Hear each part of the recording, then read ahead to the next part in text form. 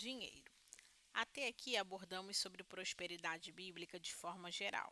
Destacamos alguns princípios elementares sobre prosperidade à luz das Escrituras e também alguns obstáculos sobre o assunto.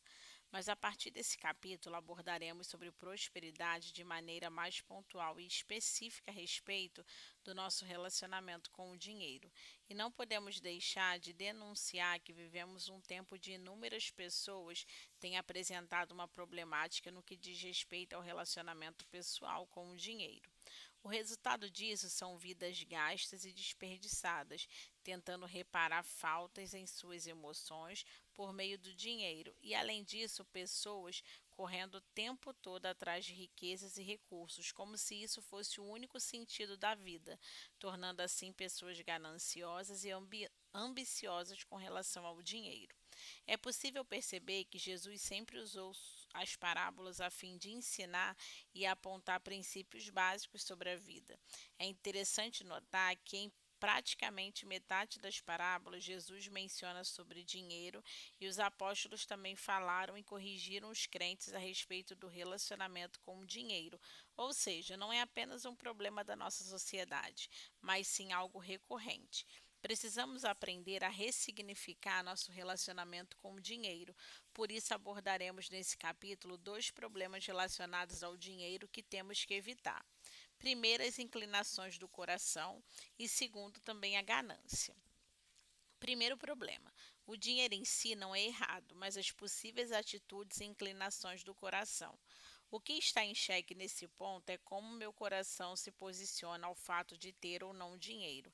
Aliás, nosso coração sempre denunciará nossas inclinações e paixões. Não estou querendo que você tenha medo de ter dinheiro, definitivamente não é sobre isso. Mas há pessoas que são tão mal resolvidas com o dinheiro que pegam o ranço dele e até mesmo julga quem o tem. Isso é evidência de um desequilíbrio no relacionamento com o mesmo.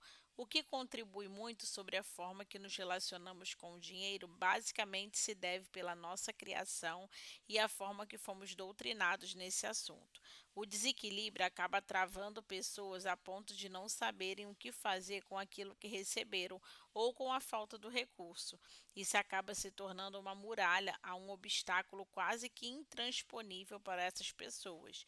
A Bíblia nos revela o texto de maior evidência e nos ensina como devemos nos relacionar com o dinheiro. 1 Timóteo 6, do 9 ao 10, ele vai dizer: os que querem ficar ricos caem em tentação, em armadilhas e em muitos desejos descontrolados e nocivos, que levam os homens a mergulharem na ruína e na destruição. Pois o amor ao dinheiro é a raiz de todos os males. Algumas pessoas, por cobiçarem o dinheiro, desviaram-se da fé e se atormentaram a si mesmos com muitos sofrimentos. Quero destacar o verso 9: o amor ao dinheiro é a raiz de todos os males. Aí está a raiz do problema. Em outras palavras, não há nada de errado a pessoa ter dinheiro, mas sim o dinheiro ter a pessoa. Às vezes não temos dinheiro, mas este não tem. Em vez de usufruirmos dos recursos para cumprir o nosso propósito, acabamos sendo dominados por ele. O que determina se uma pessoa tem dinheiro, tem amor ao dinheiro, não é a quantidade de posses materiais, não. O amor ao dinheiro é determinado pela forma que nos relacionamos com aquilo que possuímos ou com o que não possuímos. Assim como muitos ricos têm problemas relacionáveis ao dinheiro, há pobres tão problemáticas quanto. Existem ricos que não conseguem ajudar ninguém com seus bens, da mesma forma que há pobres que, mesmo com o pouco que têm, também não estendem a mão para as pessoas mais necessitadas que ela. O contrário também é real: ricos que não são apegados com o que possuem e pobres que são mais liberais com o pouco de posses que têm. Possuir dinheiro não é o mesmo que o dinheiro te possuir. As evidências dos problemas relacionáveis com o dinheiro nunca passam despercebidas, pois existem pessoas que não têm nada na vida, mas quando ganham algum dinheiro mudam até o jeito de tratar as pessoas à sua volta.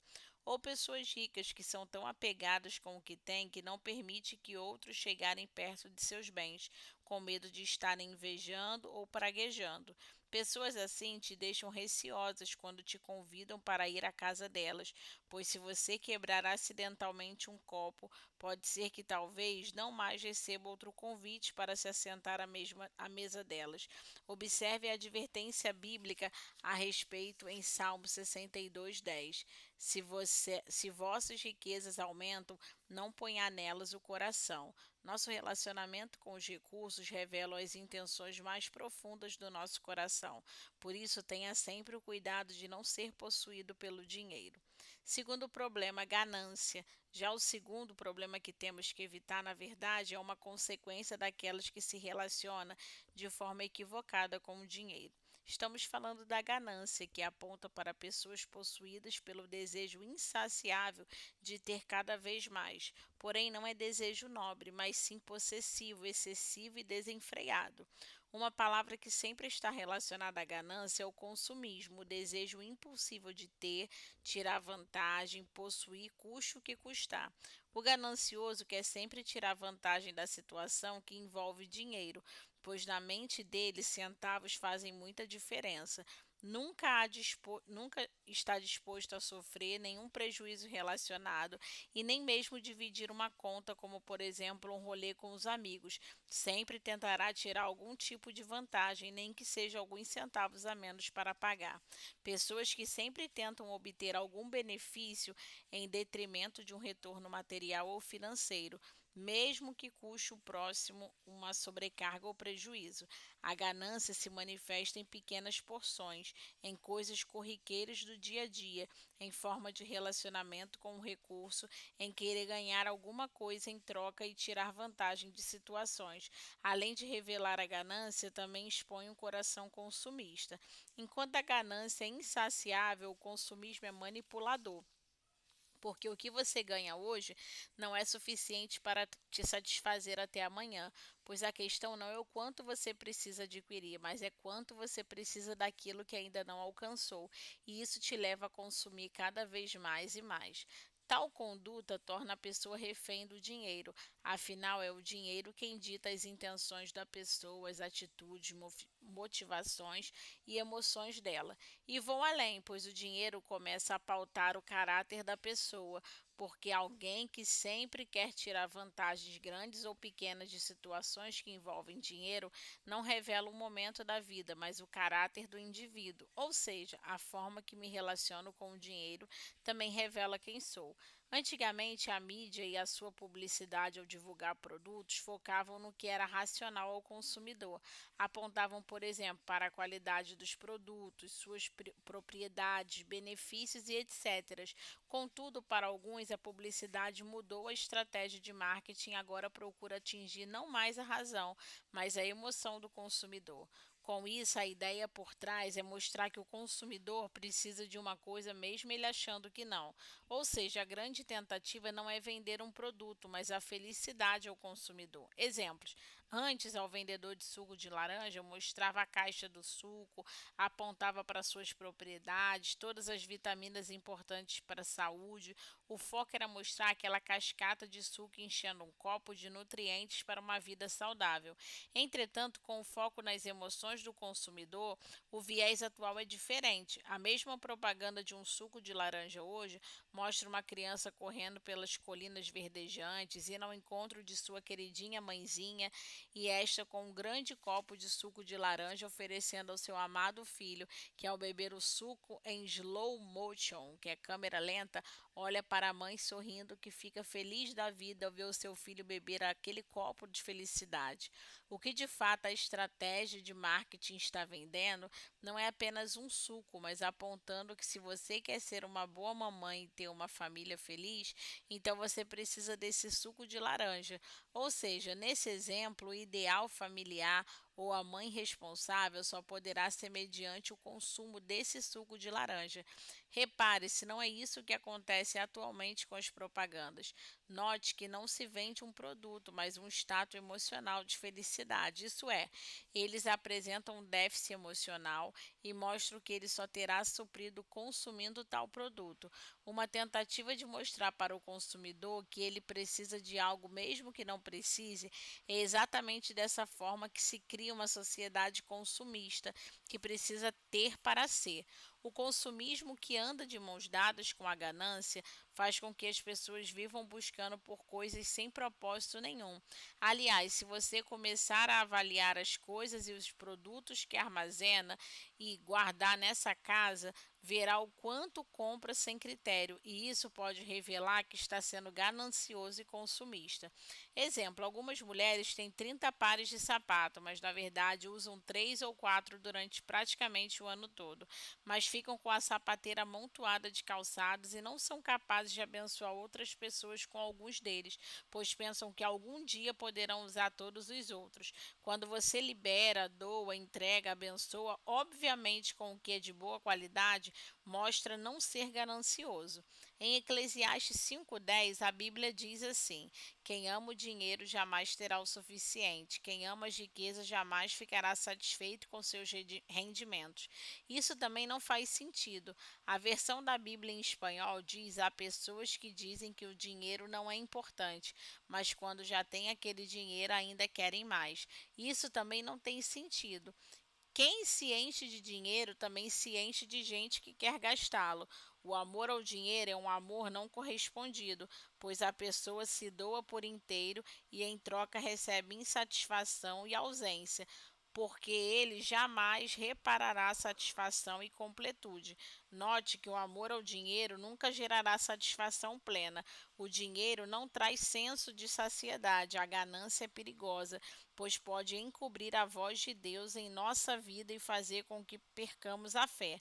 A ganância gera endividados que fazem contas e parcelas incontáveis sem saber como efetuarão o pagamento. O resultado disso é que sujam o nome e borram o evangelho por serem testemunhas de mal pagadores. Algumas pessoas até buscam a Deus por provisão, mas quando a provisão chega, acabam gastando em outras coisas e não pagam suas dívidas. Além de maus pagadores, se tornam irresponsáveis com a provisão divina em suas mãos. Essa forma de gestão financeira revela o caráter do indivíduo e de como o relacionamento com o dinheiro tem comprometido a sua índole. Honrar nossos compromissos financeiros é também uma forma de honrar o nome daquele que representamos aqui na terra, Jesus Cristo. Somos mordomos daquele que nos confiou um propósito e precisamos agir à altura desse chamado e ser diligentes com os recursos financeiros colocados em nossas mãos. Precisamos ter temor com aquilo que Deus tem confiado em nossas mãos. Sejamos cautelosos e bons mordomos dos recursos materiais investidos em nós pelo reino dos céus. O dinheiro tentará te governar. Capítulo 6. Vimos até aqui a importância de saber se relacionar com o dinheiro, para que ele não se torne ou tente ocupar um lugar que não é devido. Não poucas vezes o dinheiro acaba assumindo instâncias que jamais deveriam entrar, e aquilo que deveria ser algo benéfico se torna um governante absoluto em nossa vida. Talvez você esteja se perguntando: qual o lugar do dinheiro então? Para ajudá-la a responder, apontarei neste capítulo 3 instâncias governamentais que o dinheiro nunca poderá assumir. Não pode governar o seu coração, não pode governar a sua agenda e não pode governar as direções de Deus para a sua vida. Em primeiro lugar, o dinheiro jamais poderá governar o seu coração. Sabemos que o coração é um altar, pois nele permitimos ou não que as pessoas tenham lugares de relevância. É nele que permitimos coisas assumirem preeminência e é nele que muitas vezes deixamos o dinheiro governar. Aquele ou aquilo que se assenta em nosso coração se torna um ídolo. Importante ressaltar que ídolo não está apenas relacionado com pessoas que idolatramos, como famosos, artistas e influenciadores, ou até líderes religiosos, ou imagem de esculturas de santo, entre outros. Não. Uma boa definição de idolatria é tudo aquilo que ocupa o primeiro lugar em nossa vida. Ou seja, podemos dizer que é aquilo que ocupa o lugar de Deus em nosso coração. Afinal, não existe outro lugar de Deus em nossa vida se não for o primeiro lugar. Por isso, todas as vezes que o dinheiro assumir o primeiro lugar em nossa vida, ele se torna um ídolo em nosso coração.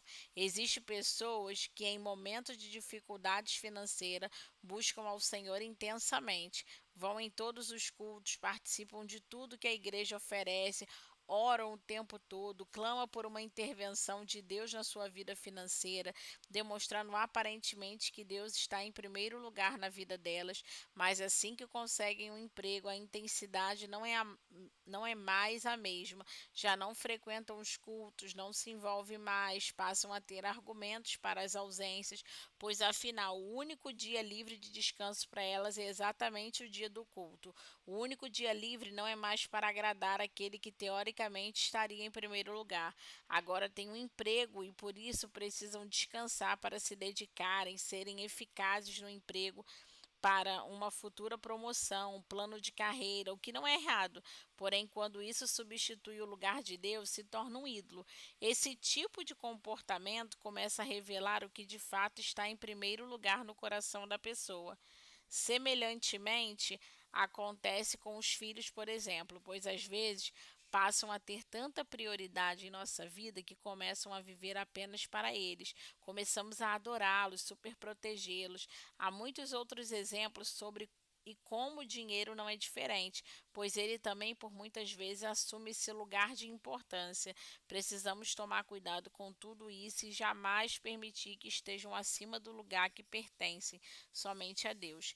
Entenda, toda a minha energia e disposição deve se mover em direção daquilo que está em primeiro lugar na minha vida. Todo o meu investimento, minha entrega e pensamento sempre alimentarão aquilo que está no primeiro lugar em meu coração. Caso seja o dinheiro, então tudo que está relacionado com mais ganho de dinheiro regerá e moverá o coração. Sendo assim, acaba não se movendo mais por propósito, mas por aquilo que dá lucro e rentabilidade.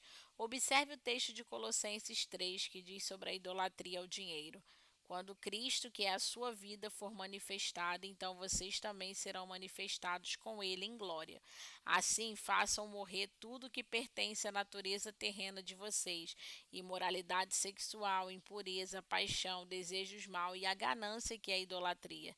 O dinheiro jamais pode nos governar, caso contrário, seremos movidos por ganância, ou seja, a idolatria se assentará no governo do nosso coração e fará com que até os nossos ossos se ajoelhem perante nossos desejos gananciosos.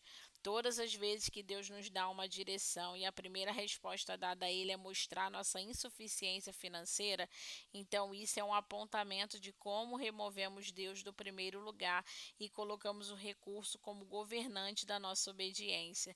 Se a voz da ausência de recurso for maior do que a voz de Deus em você, então você está querendo dizer que a voz dele não ecoa tão forte quanto sua insuficiência financeira. Jamais condicione a obediência em uma direção de Deus a uma situação que você se encontra financeiramente. Mantenha a direção de Deus em primeiro lugar. Observe que as Escrituras Sagradas dizem em Lucas 16: nenhum servo pode servir a dois senhores, pois odiará um e amará o outro, ou se dedicará a um e desprezará o outro. Vocês não podem servir a Deus e ao dinheiro. Note que Jesus está apontando sobre a grande probabilidade de o dinheiro se tornar senhor e nos tornarmos servos. Verso 3: os fariseus que amavam o dinheiro, estes zombavam de que Jesus falava porque o coração deles estava tomado pelo amor ao dinheiro. Muitas vezes poderão zombar de você por causa da sua liberalidade em relação ao dinheiro, pela causa do evangelho. Talvez já tenha ouvido: você é idiota mesmo, pois fica dando dinheiro para pastor e igreja. De certo, só zomba da contribuição quem ama o recurso financeiro. A zombaria jamais poderá te inibir, retirando a oportunidade de ser um contribuinte na causa do evangelho. O problema é a zombaria do fariseu fazer com que aquele que faz o certo seja inibido e comece a fazer o errado. Não deixe de fazer o que agrada a Deus, porque tem gente se levantando com aspecto de religiosidade ou intelectualidade, questionando e zombando do que você está fazendo. Quem zomba de quem contribui revela que o coração tem amor ao recurso. Retornando ao texto, no verso 15, Jesus expressa algo muito forte quando diz: aquilo que tem muito valor entre os homens é detestável aos olhos de Deus. Parafraseando, Jesus está querendo dizer que aquilo que brilha nos olhos do homem, além do normal, aquilo que toma o primeiro lugar em seu coração, que não é ele, é detestável diante dos olhos de Deus. Ou seja, Deus detesta tudo aquilo que nos faz tirar o olho dele. Em segundo lugar, o dinheiro jamais poderá governar a sua agenda. Uma das consequências de idolatrar o dinheiro é que chegará uma hora que ele começará a reger sua agenda. Ele se tornará seu senhor e se assentará no lugar do senhorio de Cristo em sua vida. Jesus, como senhor de sua agenda, de fato, diz como deve ser a sua agenda, seus interesses e suas motivações. Porém, o dinheiro, nesse lugar, inclina a sua vontade e os seus desejos e toda forma de consumo e possessões. Tanto o texto em Lucas 16, como também o texto de Mateus 6:24 abordam o mesmo assunto. Confira: ninguém pode servir a dois senhores, pois odiará um e amará o outro, ou se dedicará a um e desprezará o outro. Vocês não podem servir a Deus e a Mamon. Note que a Bíblia aponta para a personificação oposta, ou seja, ou serve a Deus ou a Mamon. Aqui, Mamon é a riqueza. E isso estamos falando daquilo que é oposto a Deus. Quando esse tipo de rendição ao dinheiro acontece, a pessoa não vê o dinheiro como recurso apenas, mas como uma pessoa. O dinheiro começa a se tornar literalmente um personagem adorado e submetido. A prova que isso é real é que algumas pessoas se relacionam mais com o dinheiro do que com sua família. Um exemplo são aquelas pessoas que trabalham o tempo inteiro a fim de ganhar mais dinheiro e acabam não tendo tempo para o cônjuge e os filhos. O extremo revela que, governando sua agenda, uma das formas de você se relacionar de forma correta com o dinheiro é contribuir com Deus. Dar a Deus é também uma maneira de honrá-lo, mas sobre esse assunto abordarei mais profundamente adiante. Em terceiro lugar, o dinheiro não pode governar suas direções. Vamos à parábola do semeador que está em Mateus 13, do 3 ao 9.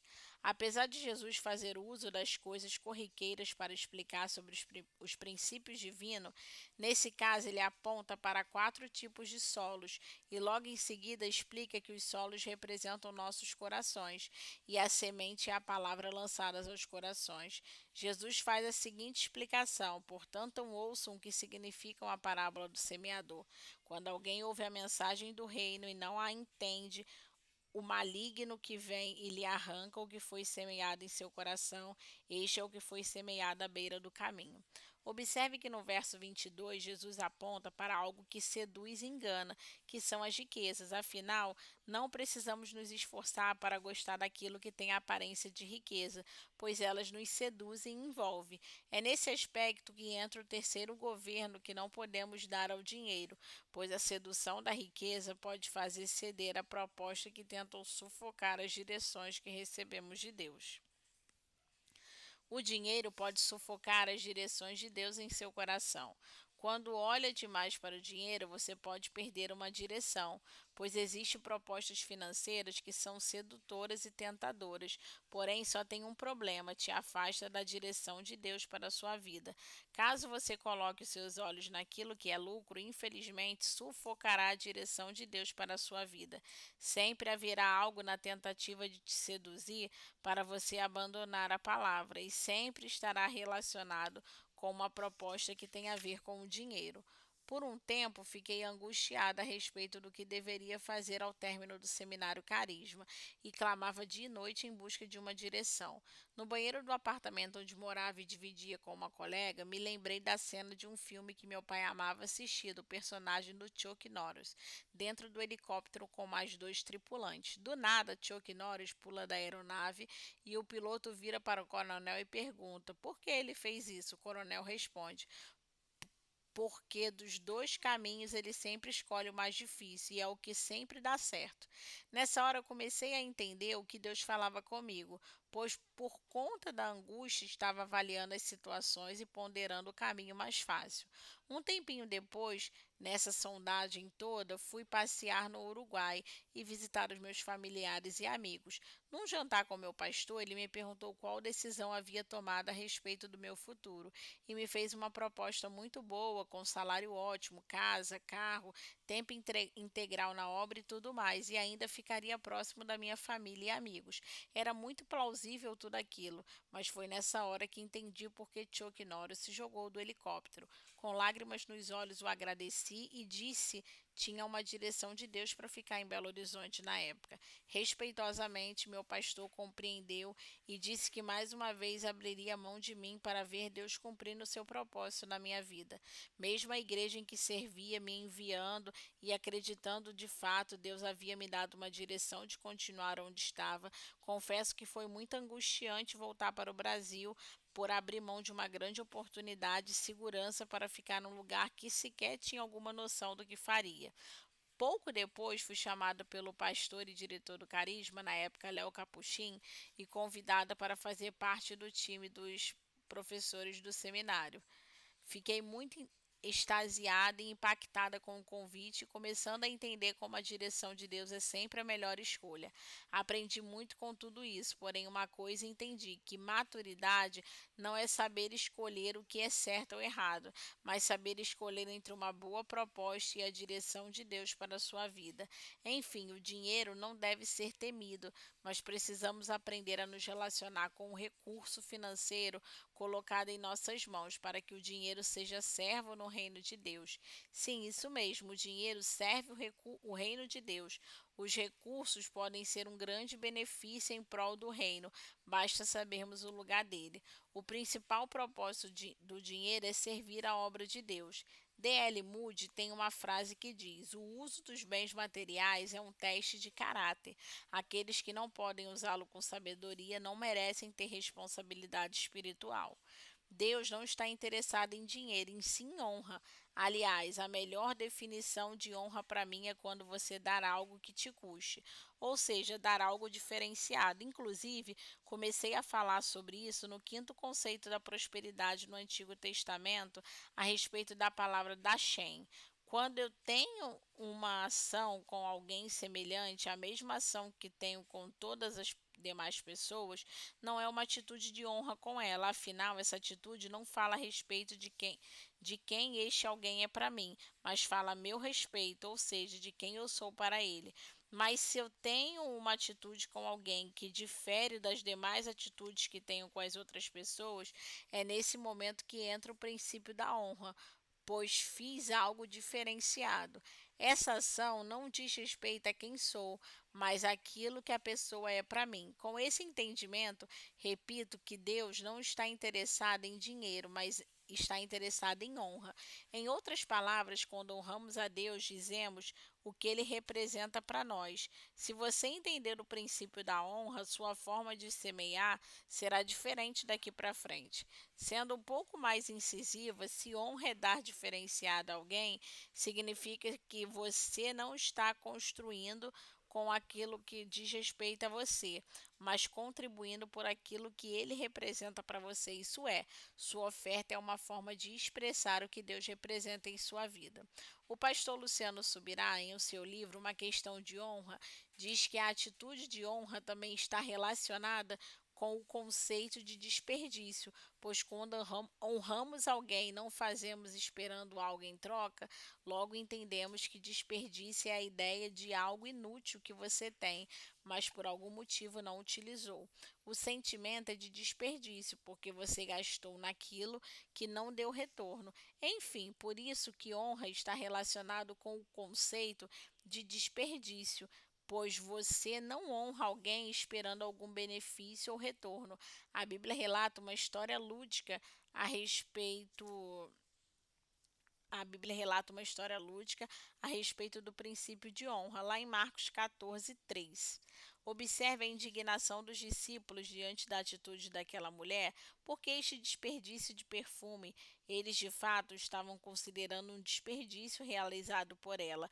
A familiarização com Jesus nesse momento pareceu remover dos discípulos o entendimento da importância do Senhor, pois não consideravam a honra de Jesus, mas começaram a ver a utilidade do recurso que foi desperdiçado. Nos dias de hoje não é diferente, pois às vezes medimos mais a utilização do recurso ofertado do que o alvo, quem está recebendo a nossa oferta. Este é literalmente o entendimento de que nossas ofertas são entregues para o Senhor e não para a utilização aprovada pela membresia da igreja. Enquanto olharmos para a utilidade da oferta, ofereceremos dinheiro e não honra. É interessante notar que a mulher não apenas derramou todo o perfume, mas também quebrou o frasco. Nitidamente, ela não estava pensando em retribuição nenhuma com aquela atitude, afinal, ela poderia ter lançado todo o perfume e mantido o vaso vazio ao seu lado, esperando algum tipo de retorno. Além do mais, historiadores dizem que esse tipo de perfume de nardo puro era um perfume de um só, ou seja, não era para ser usado aos poucos como se fosse pequenas borrifadas, não. O acesso à essência era feito mediante a quebra do vaso e uma única utilização. Isso significa que aquele perfume não era perfume qualquer e nem para qualquer pessoa. Diz a tradição que era um tipo de perfume guardado pelas mulheres para o dia do casamento. E naquela época elas eram preparadas por longos anos para esse dia, que era o grande sonho delas. Então, quando a mulher quebrou esse importante perfume, pegou aquilo que era mais importante, valioso em sua vida, que representava o seu maior sonho, o dia mais especial de sua vida, estava dizendo com esse gesto que nada se compara com o que o Senhor Jesus representa para ela. E isso é o princípio de honra. Quando Jesus se levanta para defender a atitude dessa mulher, ela diz que ele a preparou para o sepultamento. Quando você entende o princípio da honra, se alinha aos propósitos eternos. Mulheres foram até o sepulcro onde o corpo de Jesus estava levando perfumes, mas ele não estava mais lá, pois o seu corpo já havia sido perfumado com nardo puro antes mesmo da sua morte por essa mulher. Ou seja, mesmo sem entender, essa mulher cooperou com o propósito eterno. Aliás, quando damos honra, também recebemos honra. Porém, você não dá honra com a intenção de receber honra, pois isso seria barganha, mas evidentemente Deus responde intensamente a esse princípio. Jesus disse no verso 9: Eu lhes asseguro que onde quer que o evangelho for anunciado, em todo o mundo, também o que ela fez será contado à sua memória. Aquela atitude de honra foi respondida por Jesus com mais honra, pois onde o evangelho for pregado, a memória dela também será. Na continuidade da história, vemos Judas indignado e decidido a atrair Jesus. Isso nos mostra uma verdade nas entranhas do texto. Ou você escolhe ser aquele que está disposto a entregar tudo por causa de Jesus, ou escolhe ser aquele que o entrega por causa de 30 moedas de prata. São dois extremos, uma mulher que entrega tudo por Cristo e ou outro que entrega Cristo em troca de qualquer valor. Que não mais sejamos servos dos recursos financeiros, mas pessoas dispostas a honrar a Deus com tudo que somos e temos, inclusive o nosso dinheiro.